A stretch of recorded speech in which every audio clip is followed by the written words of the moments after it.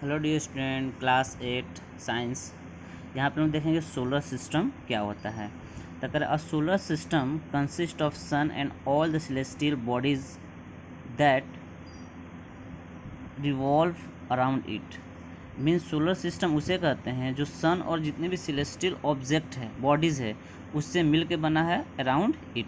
The bodies revolving around the sun including planet, मतलब sun के जो अराउंड मूव करते हैं उसे क्या बोलते हैं? Planet, moons, comets, asteroids, meteoroids, minor planets, dust particles and gases. The sun is the largest member of the solar system. जो सन होता है वो सोलर सिस्टम का लार्जेस्ट मेंबर होता है। The sun exert a strong gravitational pull on all the other bodies around it. The bodies, on the other hand, are moving sideways away from the sun. The gravitational pull of the sun prevent them from falling into the sun. The combined effect result in the revolution of the body around the sun. अब जैसे सन के बारे में planets पढ़ेंगे, सन क्या होता है, कह रहा है कि the sun is the closest star to the earth. ठीक है। The average distance from earth is 150 million kilometre. मतलब एवरेज डिस्टेंस कितना है? 150 million kilometres. It is about 1.4 million kilometres in the diameter. इतना डायमीटर है। The temperature and its centre is about 14 million degree Celsius, which is surface temperature is 6,000 degree Celsius.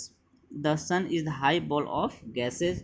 इसमें होता है hydrogen, helium being in the main gases present it. जो sun होता है उसमें जो मेन जो गैसेज होता है वो क्या होता है? Hydrogen and helium being main gases present on it. The sun is the source of almost all energy on the earth as well as on the planet. ठीक है। अब इसे planet, there are 8 planet in the solar system. पहले 9 था, अब क्या हो गया है? 8 है। तो there are 8 planet in the solar system including the Earth in order to their distance from the sun.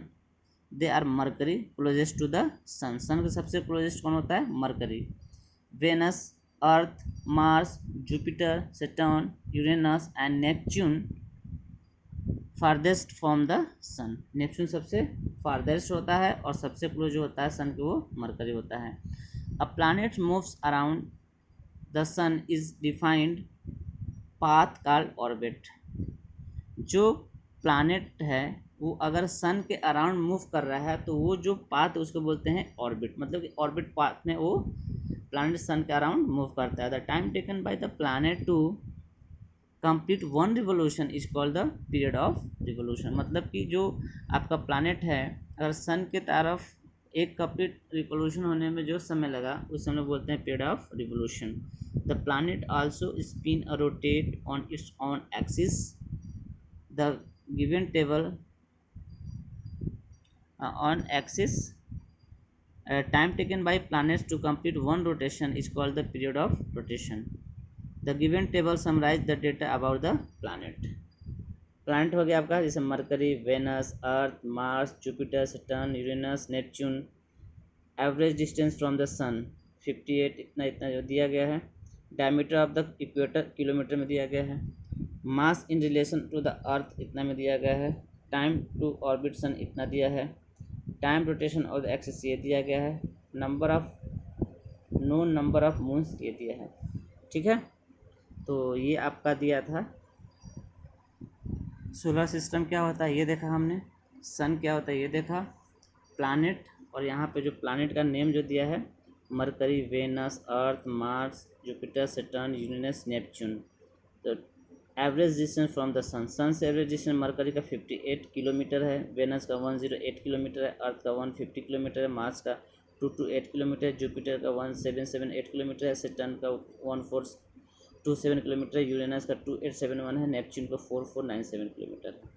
Diameter of the जो इक्वेटर जो है 4881 1210 12800680 142800 12410 50800 और मास रिलेशन ऑफ द अर्थ